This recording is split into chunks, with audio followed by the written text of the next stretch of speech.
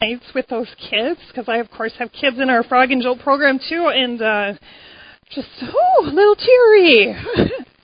But I have a sermon to preach, so we'll do that instead of crying. So we are in this series called Walking in the Dark. Pastor Dan kicked it off last Sunday, kicked off this new series last Sunday. And the worship team was planning the different topics for the different days of this worship series, and somehow the topic of dark emotions got scheduled for Confirmation Sunday.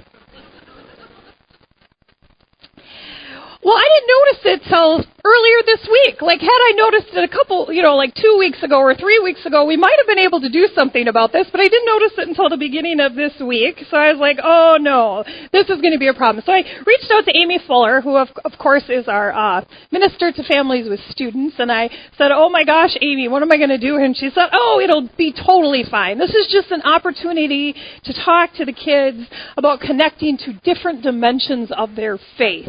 So that's what we're going to go with today. We're going to be connecting to different dimensions of our faith as we think about emotions and feelings and the function that they play in our life. So neuropsychologists will tell us that we have 5 core emotions that we are born with. 5 core emotions. When we come out as a baby, there's 5 emotions that are built into us. That's all that we have. And then over time, those 5 emotions evolve and grow, and different emotions come from those until we get this incredible complexity of all the different emotions that human beings can experience in their life. So we're going to try to come up with what those 5 different emotions are. If you think you might know what one of those emotions are, raise your hand. One of the 5 core emotions. Okay, Rick, what do you got? Anger is one of the 5 core emotions. Go for it, Haley. Happiness is a 5 core emotion. Keep your hands up if you think you still got one. Anthony, what do you got? Love actually is not, but that is an awesome guess. Yes? Fear is one of the 5 core. We got 2 left. Go for it. Hunger, not an emotion. It's a biological response, but we are definitely born with it. Go ahead, Betsy. Sadness, and we have one more. This is a hard one. The last one is really hard. Anybody know what it is? Go for it, Faith. Disgust is the last emotion. Apparently babies are born with disgust. Okay, so friends, as we went through those 5 core emotions, was there any movie that was coming to mind as we talk about those emotions? Okay, what's the movie? Inside Out is the movie. Right, there is a Disney flick out there. Of course, I'm talking about Disney. Disney movie out there that takes on these 5 core emotions. The story is about a 12-year-old girl named Riley.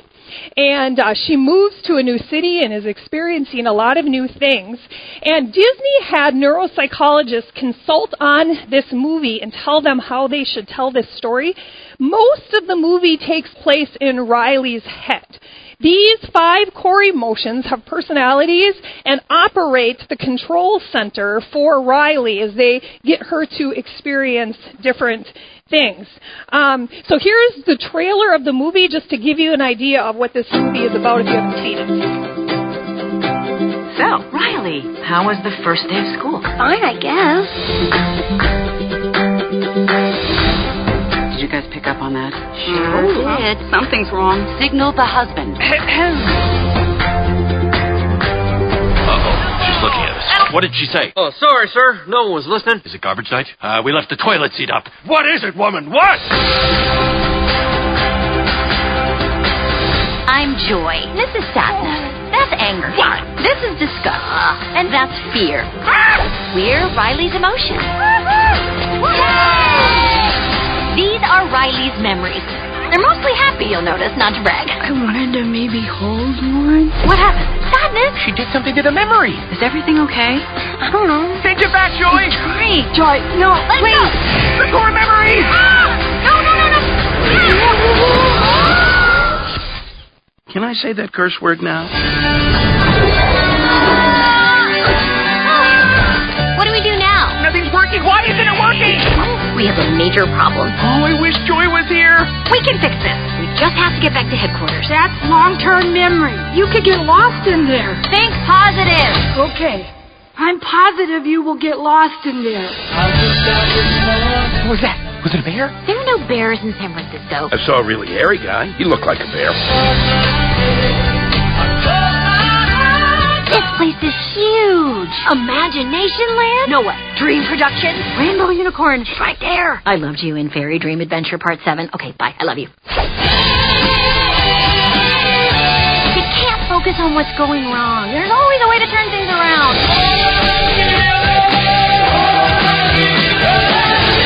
It's broccoli. Congratulations, San Francisco. You ruined pizza.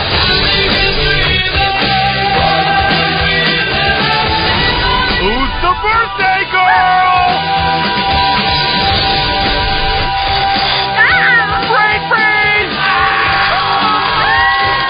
Hang on.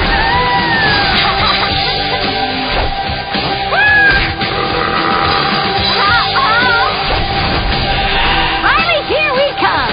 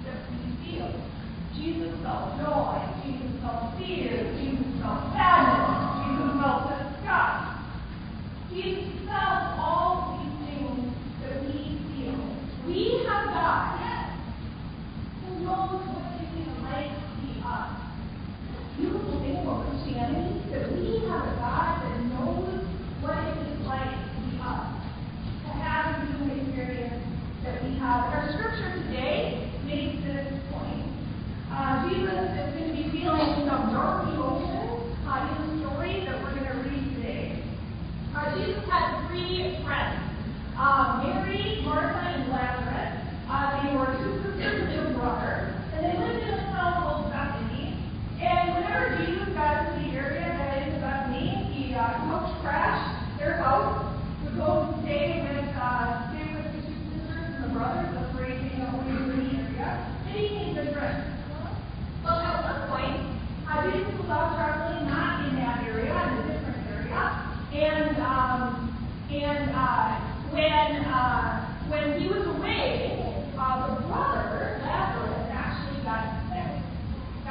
and started to actually pass away. Had some significant trouble. So, Mary and Martha, being good sisters, they decide that they're going to send word out to Jesus and let Jesus know, hey, our brother is sick. Could you come back, with hopes that maybe Jesus would be able to heal Lazarus? Well, Jesus got word of it, and for some reason, Jesus didn't do anything right away. Didn't come right away. And Lazarus actually ended up passing away. Well, eventually Jesus did get there, and one of the sisters met Jesus at the edge of the town and, kind of explained the situation, and then both sisters go out to meet Jesus. And this is where that scripture picks up, is these three, Mary, Martha, and Jesus, coming together.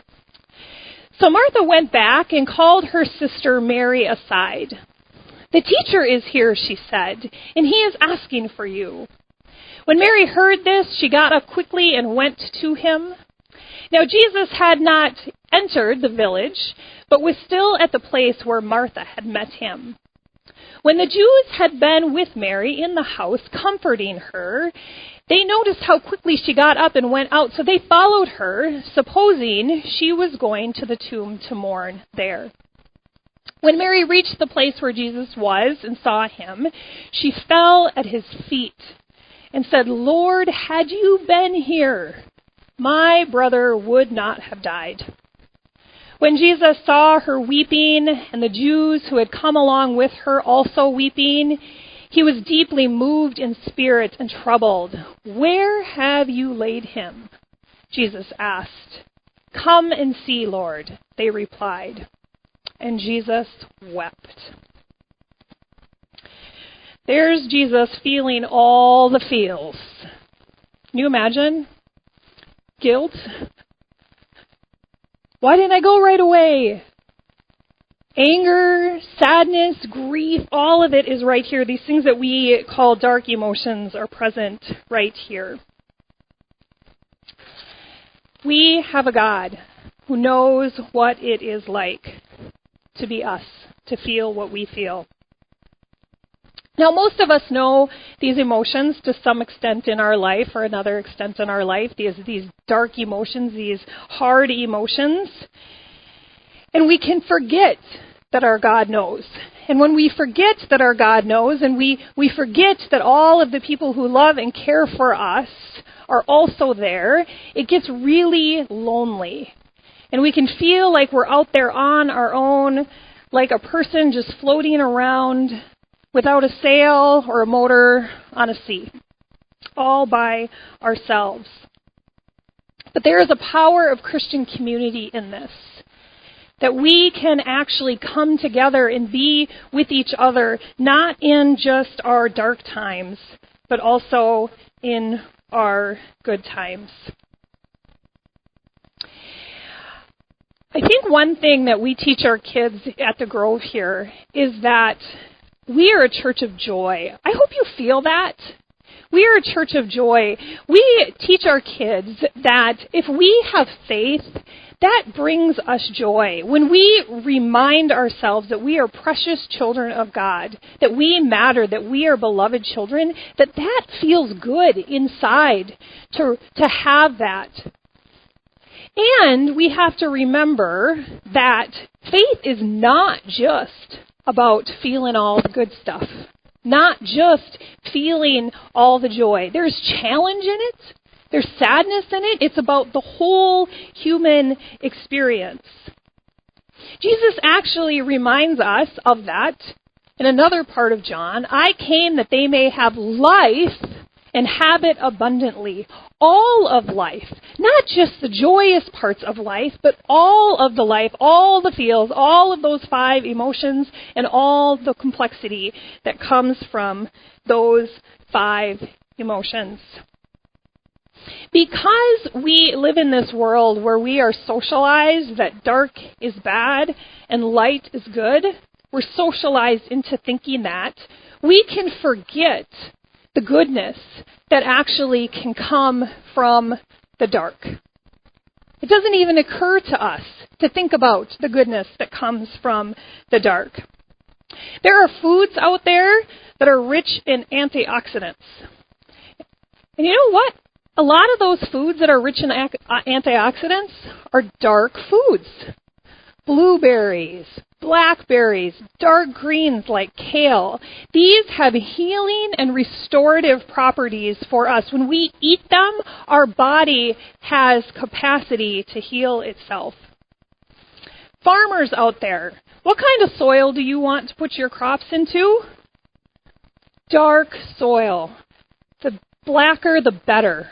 Because there are nutrients. It means it's rich in nutrients. It's holding things that can make your crops, your plants, grow. How many of you like to sleep?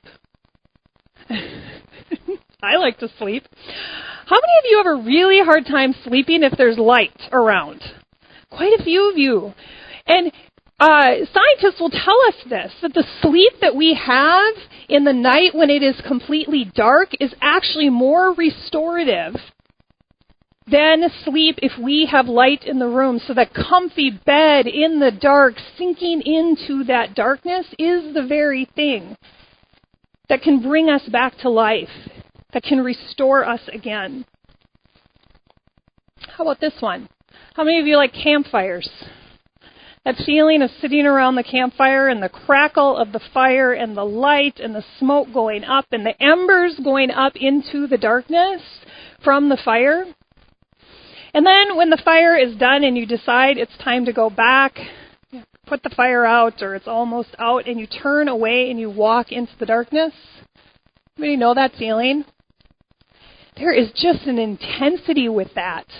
That walking into the darkness, being surrounded by that, enveloped in that darkness and the intensity of emotion and God's presence in that image. Jesus reminds us that we are going to have life and have it abundantly.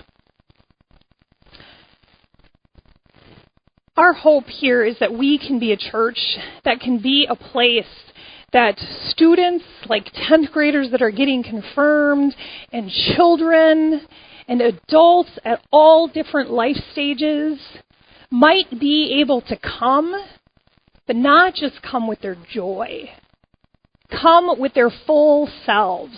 Come with the richness of their life, the depth of their life, the intensity of their life. A faith that's lived out in Christian community, so we don't feel like we're alone floating on this ocean, the only person feeling these emotions. But we recognize that we are in Christian community, that there are others that are walking alongside of us, and that we have a God that knows what it feels like to be us and feel all the same feels that we have. The hope is that our confirmation students through time will choose a Christian community. And our hope is that they will choose a Christian community that provides that restoration. A faith community can be like those deep, dark foods and heal them when they need it. That they might choose a Christian community like that dark room and that comfy bed that will restore them when they need it. A Christian community that will be like that black soil and will grow them and transform them at different points in their life. Our hope is that our confirmation students, as they move through their life, that they will choose Christian community where they can feel the intensity of life and the power of God surrounding them, that will remind them that they are precious children of God, beloved children of God, wherever they are at their journey. Amen.